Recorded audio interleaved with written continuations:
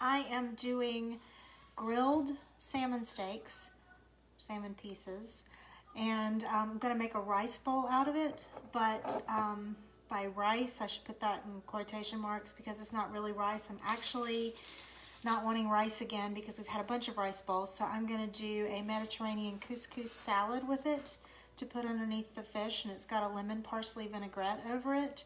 And then I'm going to put the fish on top after it's off the grill, and I'll probably hit it with a little lemon juice at the start before we eat it.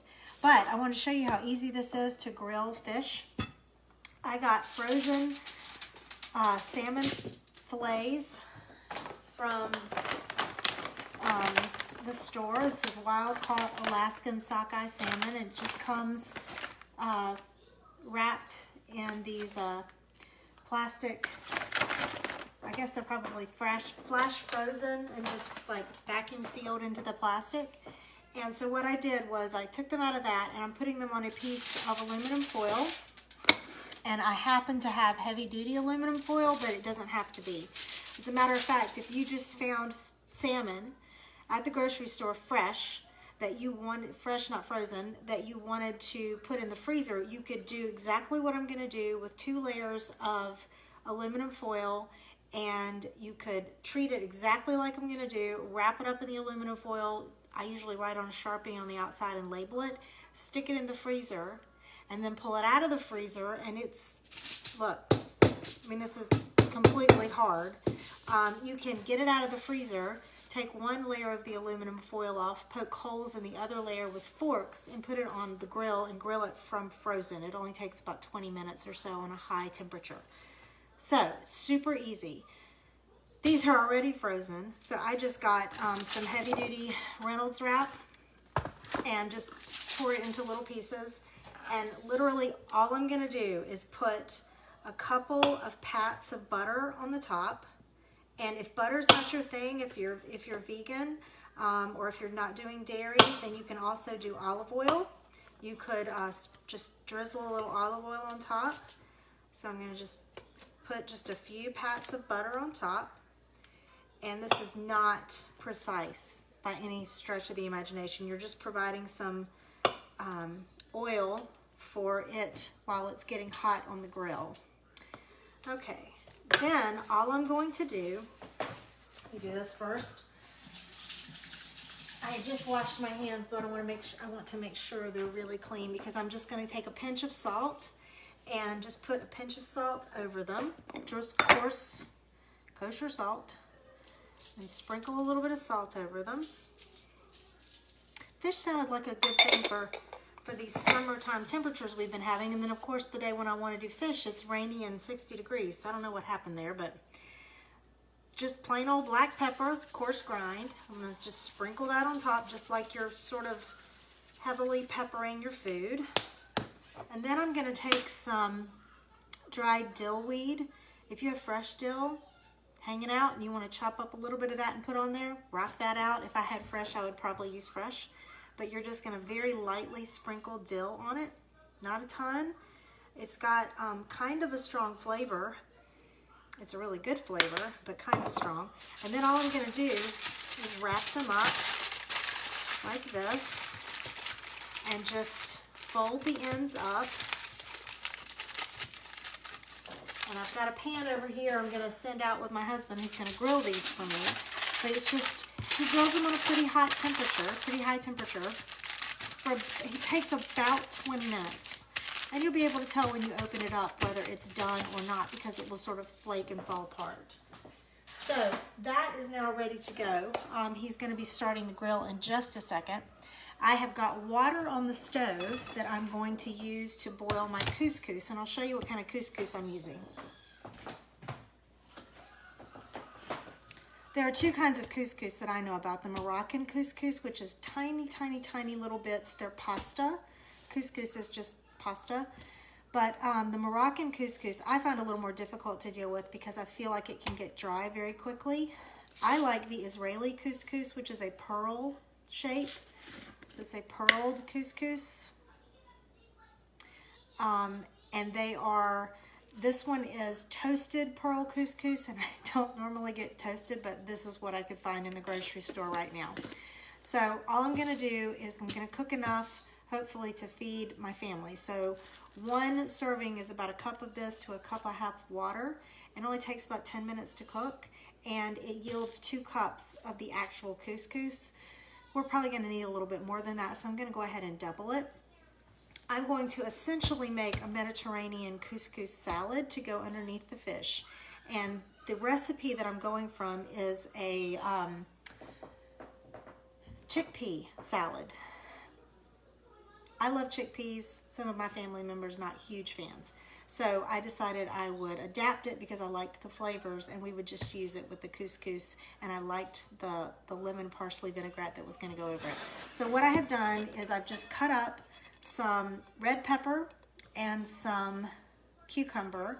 I have just 2 Persian cucumbers hanging out. It called for 1 medium cucumber, but I'm just going to use both the Persian cucumbers, and I sliced it into basically quarters, and I'm going to just chop it up and put it in with the red pepper. The other things that it has in it are red onion. We've talked about my family and onions before, I think, so I'm not going to add that. Also, I feel like red onion's difficult for me to cook with because in order for it not to taste really skunky to me, I have to submerge it in cold water and soak it for just a little bit, which helps with the skunkiness, but it's kind of a loss on my family because they don't like it anyway. So I may hit the vinaigrette with a little bit of onion powder. I may add it to the ingredients just to get a little bit of the flavor without having to deal with the texture, etc., that my family doesn't like. It calls for 1 red pepper, and I just cut it into strips and then chopped it up into small pieces. I'm gonna put it in there. Now, I may end up doubling the amount of vegetables because I've doubled the amount of pasta, and it looked like a lot of vegetables to pasta ratio when I looked at the recipe. So I decided to just go ahead and do what it called for and wait and see what my pasta amount looks like. Anytime you're doing, especially these salads, don't worry about it if you have to add more or less of something that a recipe calls for. I mean, I feel like that's probably common sense, right? If you don't like it, don't put it in. If you love it, you might want to add more. But it calls for a half a cup of Kalamata olives. When I can go and get it off the fresh olive bar, that's my favorite because I feel like they're fresher and they taste better. But these Mazzetta Family Company pitted Greek Kalamata olives are a good substitute. The brine is not quite as strong as some other ones that I've smelled, and they're really good. Of course, you may love strong Kalamata olives. So you do you. But all I'm gonna do is I'm gonna take some of these puppies out, and I'm going to chop them up and add them to the veggies that I've got going on in there. Also in this recipe is feta. I love feta. Everybody in my family loves feta. So that was one of the things that I liked about the recipe. And then the vinaigrette that I'm going to make to go over it. It has fresh parsley and lemon juice and olive oil and red pepper flakes and salt and pepper. And I might, I think as I mentioned, add some onion powder to it. I don't know if you know the trick of, if you're sort of wondering about whether to add something to a recipe or what else a recipe might need, and you're talking about spices. If you smell of the spice while you're eating a little bit of whatever it is, it will tell you if that particular spice is something that's going to go well with what you've already got going on in whatever recipe you're making. So I may taste a little bit of the vinaigrette once I get it all mixed up and smell of the onion powder while I've got it in my mouth, and that it sounds so strange when I'm saying that out loud and trying to explain that to you, but it just ends up working. So I've got the fish all prepared with the butter and the dill, the salt and the pepper. It's gonna go on the grill about 20 minutes. I'm getting ready to start my water on the stove to bring it to a boil to put in my pearled Israeli couscous. I'm anticipating actually that the toasted nature of the couscous will give it a little bit of a smoky flavor, which is totally fine with me. I like adding bigger flavors in. The olives that I have just chopped up, not a ton. We're going to start there because they are pretty salty and a pretty strong flavor. The feta, it calls for half a cup of the crumbled feta, and it also called for half a cup of the kalamata, chopped kalamata olives. So they're talking about equal olive and cheese time. I don't know if I'm into equal olive and cheese time. I might like a little more cheese than olives. So I might end up adding a little bit more cheese than olives. Like I said, you do you. But I might try that. And Daniel's coming in to get the fish. Almost coming in to get the fish. Move this over. I have not poked holes in the fish yet with the fork. Last time, I don't know if you needed that, so he says no. So the grill master says that even that's not necessarily necessary. So there you have it. They're not that big. And I just, because they're not that big. Sometimes when we do this, we've gotten really big pieces of salmon, like this kind of size, you know, pretty thick. Yeah. And if it is that big, you do need to poke holes in it to make sure that it gets some venting and the heat gets in a little bit better. I just got the crumbled feta, whatever kind you like, get that. And I'm really just going to eyeball it and shake it in here. And I'm adding at least a half a cup. I may end up adding this whole little container, which would be a cup. But I'm going to start there. All right, let me get my water going for the couscous. I've already got 3 cups of water measured out, so I'm going to do 2 cups of couscous.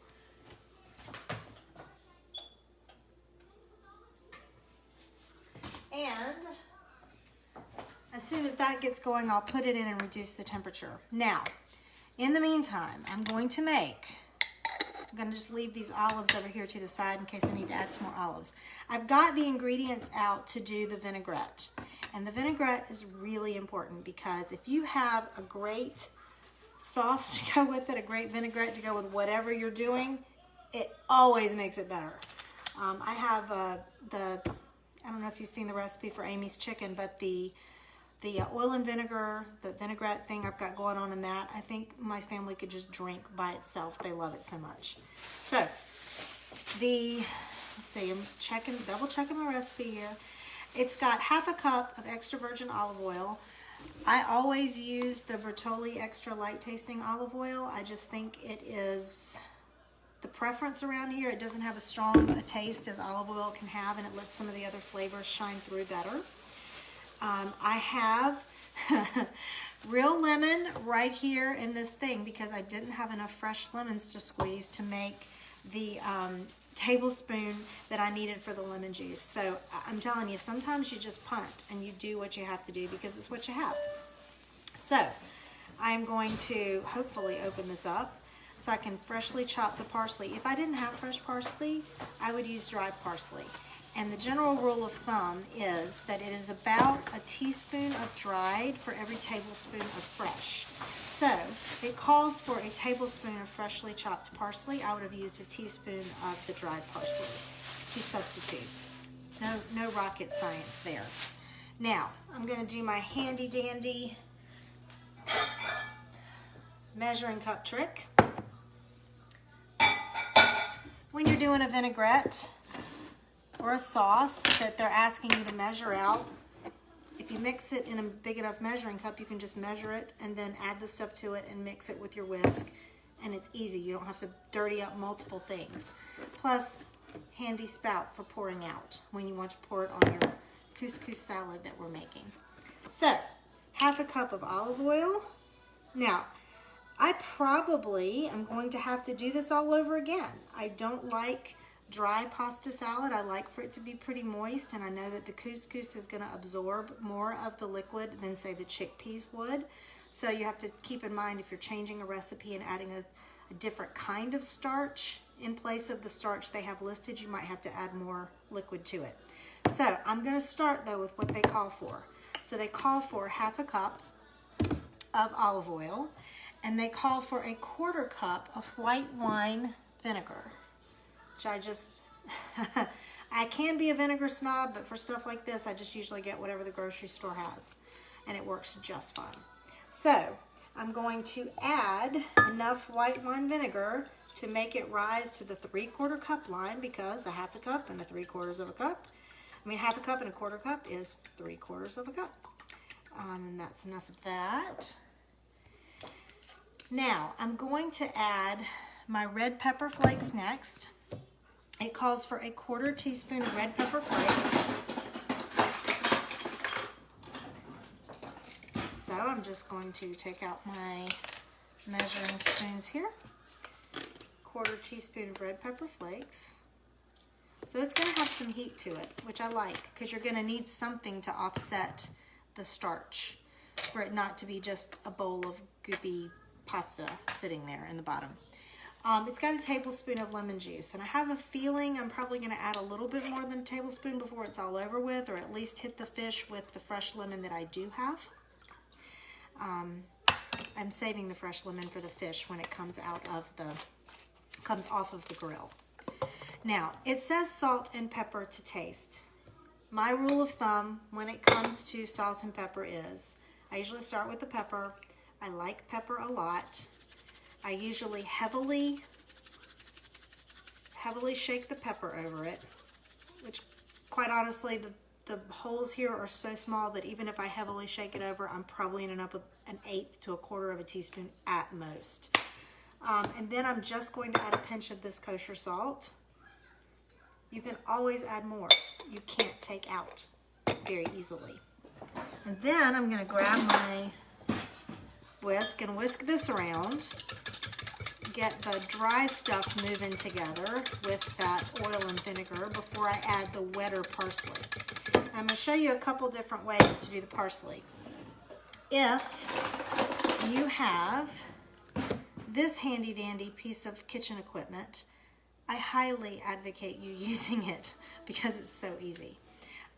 Rather than trying to chop a tablespoon of parsley, which quite honestly isn't all that much when you're talking about getting out fresh herbs and working with fresh herbs, you can take this nifty piece of equipment that are herb shears, and they come with this really cool tool, which it serves both as a cover for when it's in your drawer, and this little thing on the end cleans it out, because after you wash your herbs, I've yet to see anybody who can dry their herbs off completely. You end up with some damp herbs, and when you start chopping it with this, it's going to stick in between the blades here.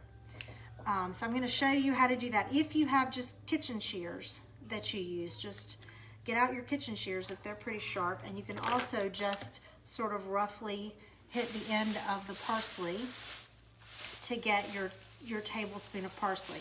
So all I'm going to do, and so I'll show you with this one piece. So you see how the bottom of the parsley is really thick and woody, but these little pieces up here, these little stems are not that thick. So I am going to use some stems, not the thick woody ones, but the ones that are a little more tender and that are at the top. So what I'm going to do is I'm just going to take out a couple of these. I don't think it's going to take that much, but I'm going to take a couple of these sprigs out. I'm going to rinse them off in the sink and then pat them dry on a clean paper towel. So nothing fancy. It's not like cilantro. Cilantro can often, you'll find that it's been grown in sandy soil or something, and so it's very gritty and sandy. So all I'm going to do is I put it down on my cutting board, and I'm just going to pat it dry on the cutting board, just like this. And it's still going to be wet, some wet, damp anyway. But all I'm going to do, I've got my tablespoon measuring spoon here just for reference so that I can kind of eyeball. Now parsley can be a strong flavor. This is flat Italian parsley. It's not the curly sort of decorative parsley. I don't know, does anybody use that anymore for much of anything? If I were just going to use my knife, I'd just take my knife and I would pinch it off where it starts getting thicker where the stems start getting thicker, but I'm not taking them all off these little stems.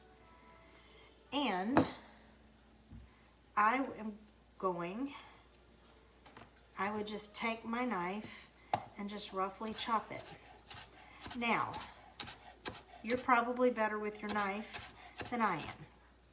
I'm always trying to avoid going so fast that I end up destroying a finger in the process. I don't know about you, I get in a hurry and then I start worrying about myself. But you can just hit it like this with a rough chop, and I'll show you, this is almost all that we would need right here. And it's pretty small. You can see that on my finger as I clean off the knife. Now, if you have these handy dandy kitchen shears that are the herb shears, you can just take your parsley and do this. And it puts it into these ribbon. See, this one didn't cut, so I'm just gonna pick it back up and do this. So it puts it in these little ribbon chiffonade kind of shapes, which I don't know if you watched the basil thing the other day when I was teaching you about basil chiffonades, which you probably already know about anyway. But you see it's stuck in here. So I'm just gonna take this tool and clean it out. And I can hear that my pasta water is talking to me. So I'm gonna come over here and put the pasta in. And this is definitely not rocket science, but I feel strange yelling at you from across the kitchen. So it's starting to boil. I'm gonna take it back to the very lowest heat, and I'm going to take my measuring cup. And I have measuring scoops actually for dry measurements usually, but it's not enough of an imprecision for something like this that would make me dig out the scoops when I've got a measuring cup sitting right here. So what I'm gonna do is put in my couscous. I'm going to stir it. So I'm gonna get a spoon out and stir it. It says you can add butter to it. It says you can add salt to it. I'm not going to add butter to it because I'm going to hit it with a vinaigrette, which is going to be all the oil that I'm going to need, and I don't feel like it needs to cook with more oil, but I am going to hit it with a little salt. So I'm just going to take my handy dandy coarse salt and just hit it with one pinch. That's it. Stir it around again. And I'm gonna let it hang out, simmering here for 10 minutes. And let me check to make sure, 10 to 12 minutes. Cover it, simmer it, 10 to 12 minutes. It says you can stir it occasionally. I haven't found the need to do that. I usually just let it sit tight, and it seems to work out fine and absorb the liquid. So, now, we were dealing with the fresh parsley, and actually let me let you see this. I hope you can see that these are the bigger chiffonade pieces, and those are the smaller chop that I did with my knife. Totally up to you how you like it. If you get it that far with the shears and you want to just hit it a couple more times with your knife through it, just to make sure there's not any really huge pieces, you can do that. I tend to like it easiest way. I think the easiest way is best. But I'm eyeballing it here on my cutting board, and I'm satisfied with the amount. So I'm just going to pop it in here. Very imprecisely, but I'm getting the job done. And I'm going to whisk it around a little bit more. It's probably going to do all kinds of strange things grabbing onto the sides of the whisk, and it's going to frustrate me. But you'll see we got it going here, and looks pretty good. All right, that is basically all I'm doing. So when the couscous gets done, I'm going to let it hang out and continue to absorb all the liquid and let it cool just a little bit so that when I put it in with my fresh vegetables, it doesn't make the cucumber get all yucky in the middle and make the red pepper get sort of wimpy. I don't want any of that to happen. So I'm just gonna let it hang out for just a little bit and cool off. And I'm going to add it to my vegetables. I'm gonna eyeball it. If it looks like it's not got a good vegetable to couscous ratio, then I'm gonna cut up some more vegetables. I have more cucumber, I have more red pepper, I have more olives, I have more cheese actually. And then I have more ingredients for my vinaigrette. I'll put the vinaigrette to it and stir it all around. And if it doesn't look like it's wet enough after I let it sit for a few minutes and let the pasta absorb some of it, I'll hit it with a little bit more. Or I can make another batch. It's really not difficult, as you saw. If you have these fun shears, it can be really easy. The fish, when it comes off the grill, literally all you do to it is open up the foil. You squeeze just a tiny little bit of fresh lemon over it.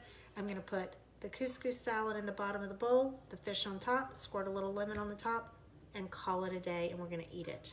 So I will post pictures of what the finished product looks like, and I will let you know the recipe and any notes that I have. But that's it. Hope you guys are having a good evening. Bye.